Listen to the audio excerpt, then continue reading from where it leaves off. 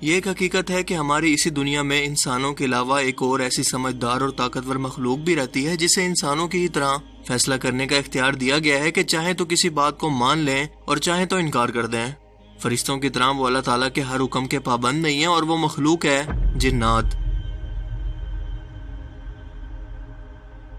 جنات عقل اور سوچ کے معاملے میں انسانوں سے کم تر ہیں، مگر بہت ساری ایسی دوسری خوبیاں ہیں جو انہیں انسانوں سے بڑھ کر اللہ تعالیٰ کی طرف سے عطا کی گئی ہیں۔ مثلا ان کا کوئی مادی جسم نہ ہونا، بے پناہ طاقت، لمبی عمر، ہوا میں اڑ سکنا اور وقت میں پیچھے سفر کر کے انسانوں کے ماضی کے بارے میں جان لینا وغیرہ۔ یہ مخلوق کھاتی پیتی بھی ہے، زندگی بھی گزارتی ہے، اس کی فیملی بھی ہوتی ہے، اور کل نفس ذائقۃ الموت کے مطابق یہ مرتی بھی ہے۔ جیسا کہ اللہ پاک قرآن کریم کے اندر واضح طور پر فرماتے ہیں کہ زمین پر جو کچھ بھی ہے وہ فنا ہونے والا ہے، صرف آپ کے رب کا چہرہ باقی رہے گا جو کہ عظمت اور عزت والا ہے۔ اب یہاں پر یہ سوال پیدا ہوتا ہے کہ جنات کو موت آخر آتی کیسے ہے؟ کیا ان کی بھی روح ہوتی ہے؟ کیا ان کی بھی روحیں انسانوں کی طرح قبض کی جاتی ہیں؟ آئیے جاننے کی کوشش کرتے ہیں۔ جنات کی پیدائش کے مقصد پر بات کی جائے تو قرآن کریم کے اندر واضح طور پر یہ بیان کیا گیا ہے کہ جن اور انسان اللہ تعالیٰ نے اپنی عبادت کے لیے پیدا کیے، یعنی انسانوں کی طرح انہیں بھی نفس اور خواہش اور بندگی کا اختیار دے کر دنیا میں امتحان کے لیے بھیجا گیا ہے، اور وہ دنیا کے اندر انسانوں کے ساتھ ہی رہتی ہوئی ایک الگ سے مخلوق ہے جس کے بارے میں قرآن کریم کی ایک پوری سورت جن کے نام سے موجود ہے۔ اس کے علاوہ ایک سفر پر نبی کریم صلی اللہ علیہ وآلہ وسلم کے پاس قرآن کریم کی تلاوت سن کر جنات کی ایک قوم آپ پر ایمان لے آئی اور کہنے لگی کہ ہم اپنے رب کے ساتھ ہرگز کسی اور کو شریک نہیں ٹھہرائیں گے۔ یعنی جنات کے اندر مسلم جنات بھی ہوتے ہیں اور بدترین یعنی کافر جنات یا شیاطین بھی۔ جنات کی موت کے حوالے سے علماء کرام کے دو قول ہیں۔ حضرت حسن بصری کا یہ ماننا ہے کہ جنات کو موت نہیں آتی۔ ان کے مطابق جنات کو بھی اسی طرح سے مہلت دی گئی ہے جس طرح سے ابلیس کو دی گئی ہے، کیونکہ ابلیس بھی جنات میں سے ہے اور اس کے چیلے قیامت تک انسانوں کو گمراہ کرتے رہیں گے، لہٰذا یہ مرتے نہیں ہیں۔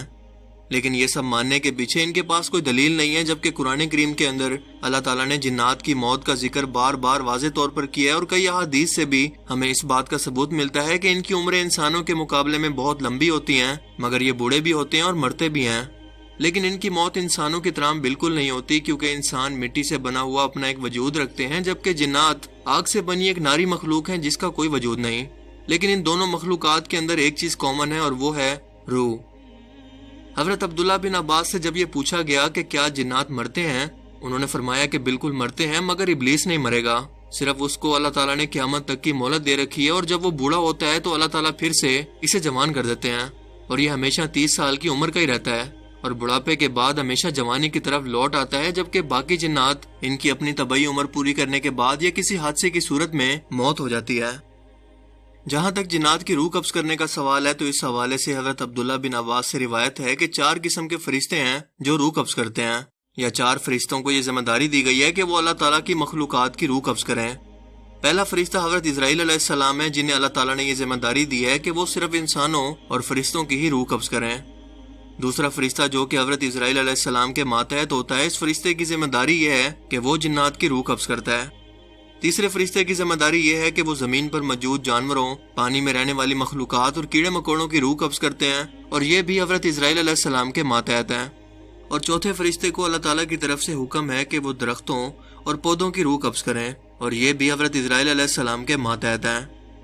قرآن کریم کی یہ صورت واضح طور پر جنات کی موت کا ثبوت دیتی ہے کہ اے گروہ جنات، وہ انسان بھی ایسا ہی گمان کرنے لگے تھے جیسا گمان تم نے کیا کہ اللہ تعالیٰ مرنے کے بعد ہرگز کسی کو نہیں اٹھائے گا۔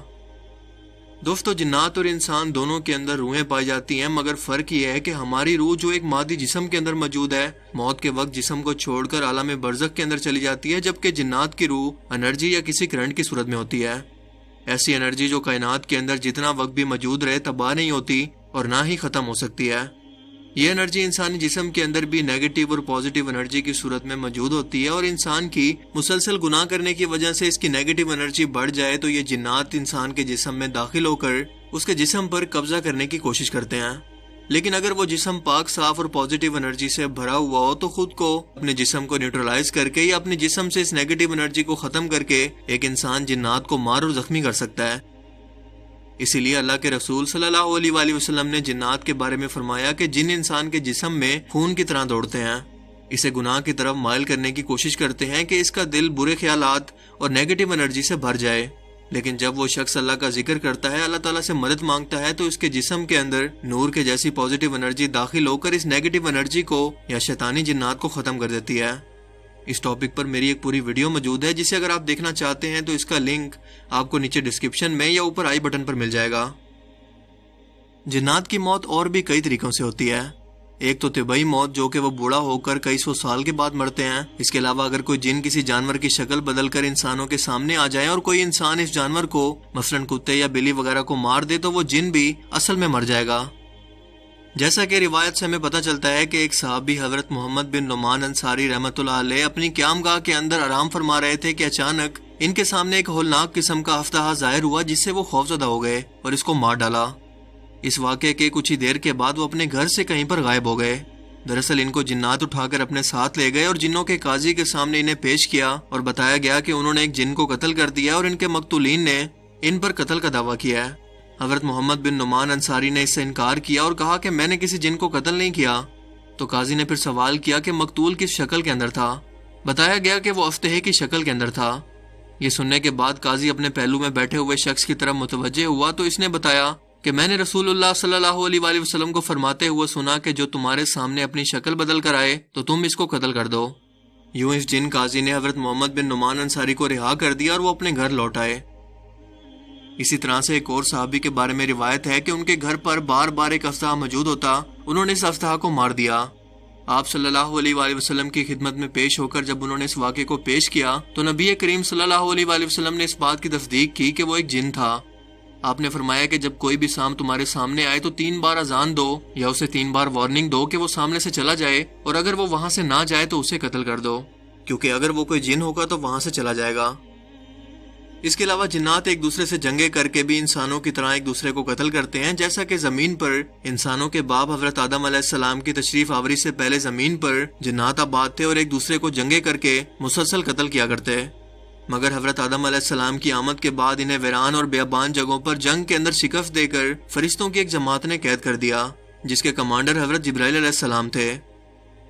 سورہ البقرہ کے اندر ارشاد ہوتا ہے کہ جب اللہ تعالیٰ نے فرشتوں سے فرمایا کہ میں زمین پر اپنا خلیفہ بنانے والا ہوں، تب فرشتوں نے جنات کی وجہ سے یہ سوال کیا کہ اے اللہ، پھر سے ایک ایسی سرکش اور نافرمان مخلوق کو پیدا کرنے والا ہے جیسا کہ جنات؟ تب اللہ تعالیٰ نے فرمایا کہ میں وہ کچھ جانتا ہوں جو تم نہیں جانتے۔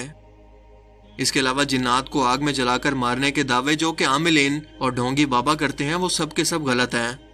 کیونکہ پہلی بات تو یہ ہے کہ جنات کو آگ سے ہی بنایا گیا ہے، اور دوسری بات کہ نہ تو ان کا کوئی انسانوں کی طرح جسم ہے جو دنیاوی آگ میں جل سکے، جبکہ جہنم کی آگ اس دنیا کی آگ سے 70 گنا زیادہ خطرناک اور شدید ہے، جس کا ایندھن کافر اور شیطان جنات ہوں گے، یعنی ان کے جلنے کی وجہ سے جہنم کی آگ مزید بڑھے گی۔